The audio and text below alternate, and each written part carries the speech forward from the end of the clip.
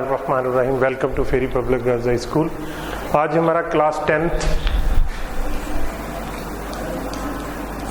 Subject है हमारा physics और टॉपिक है आज का damped oscillation. Damped oscillation. Dear student, आप पहले पढ़ चुके हैं ऑसिलेशन क्या होता है। To and fro motion of a body is known as oscillation. For example, ये हमारे पास पेंडुलम है। हमने पेंडुलम को यहां पे लाके रिलीज कर दिया, यानी if it is displaced from main position two point A and released, it will oscillate between 2 points A and B, just like this.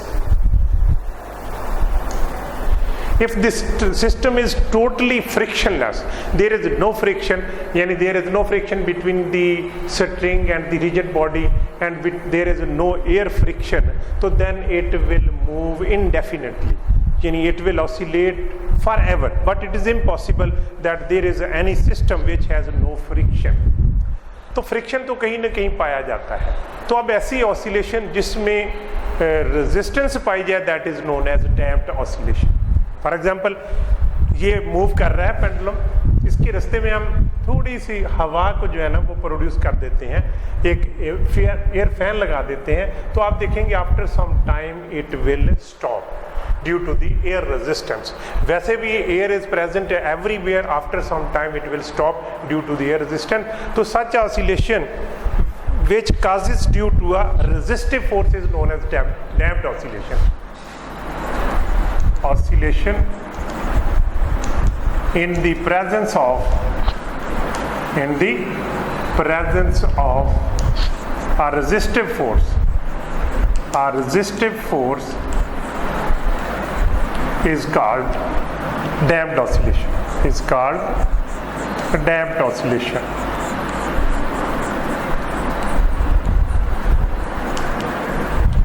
When a body is oscillating, it has some energy. जैसे हमने restoring force बताया कि इसको यहाँ से उठा के यहाँ पे ले जाके छोड़ देते हैं, it has a restoring force and it will move due to the restoring force and it has energy. वो भी बताया था कि यहाँ पे इसकी काइनेटिक एनर्जी जो है वो 0 होगी और टोटल एनर्जी यहाँ पे जो है इसकी पोटेंशियल एनर्जी होगी। It will move due to potential energy which is due to the weight of the ball. अब हम देखते हैं कि जैसे जैसे एनर्जी खत्म होती जाएगी, ये ए से ओ की तरफ चला, इसकी some energy due to the resistance खत्म हो जाएगी। जब ओ से बी की तरफ जाएगा, it is working against the resistive force of air, तो इसकी एनर्जी और ख़त्म हो जाएगी। It means that after some time its total energy will be dissipated. सारी की सारी एनर्जी जो है वो इस्तेमाल हो जाएगी। इस्तेमाल होने के बाद ये इसकी ऑसिलेशन रुक जाएगी, द पेंडुलम विल स्टॉप। तो such oscillation in the presence of a resistive force is called damped oscillation. अब इसको अगर हम देखें, इसको ग्राफ के जरिए शो करें, तो मैं इसको यूं शो करूंगा कि पहले फर्ज करें इसका एम्पलीट्यूड जो है वो ये था, फिर अगले नेक्स्ट टाइम ये हो गया, फिर ये हो गया, फिर ये हो गया, बिल आखिर इसका एम्पलीट्यूड जो है वो ख़त्म हो जाएगा, यानी it will stop it's motion. तो ये ग्राफ जो है शो करता है कि यहाँ पे रेजिस्टिव जो है वो ऑसिलेशन है या डैम्प्ड ऑसिलेशन है। तो स्टूडेंट्स, आपको समझ आ गई होगी कि the oscillation in the presence of a resistive force, जब रेजिस्टिव फोर्स लग रही हो।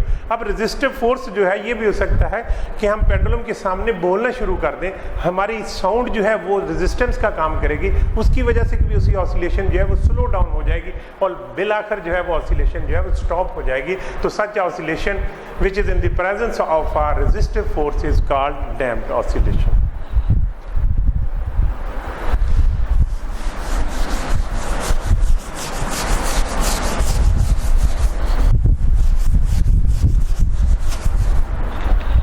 नेक्स्ट हमारा टॉपिक है 10th क्लास का वेव। What is wave? अगर आप एक टब ले लें, पानी का भरा हुआ टब है,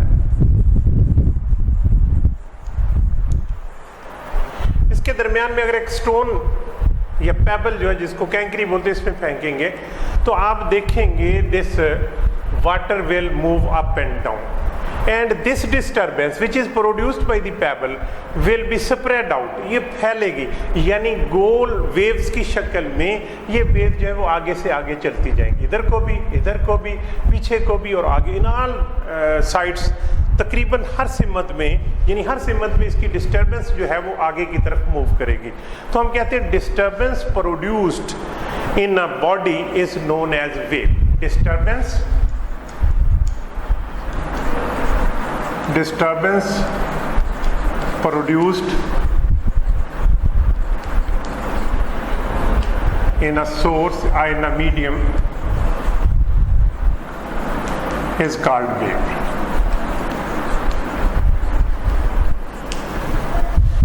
और ये डिस्टर्बेंस जो है वो एक जगह से दूसरी जगह जाती है, तो इसको हम कह सकते हैं कि जो वेव होती है वो एनर्जी कैरियर भी होते हैं, because they can carry energy from one place to another place. For example, ये तो यहाँ पे जो वेव प्रोड्यूस हो रही है वो हमारे पास जो है वो परपेंडिकुलर जो है वो मूव करेगी यूं, यानी इसमें मीडियम के पार्टिकल जो है वो ऊपर और नीचे यूं मूव करेंगे। अगर हम यहाँ पे एक पेपर बोर्ड रख दें, पेपर की बोर्ड बना के रख दें, तो आप देखेंगे it will move up and down and this is due to the energy. तो इसका मतलब ये हुआ कि हम कह सकते हैं कि waves are the energy carrier. ये एनर्जी को कैरी करते हैं from one place to another place. 10th class आज के लिए इतना ही टॉपिक है। कल इंशाल्लाह नेक्स्ट हम इसकी टाइप्स ऑफ वेव्स पढ़ेंगे। Thank you very much.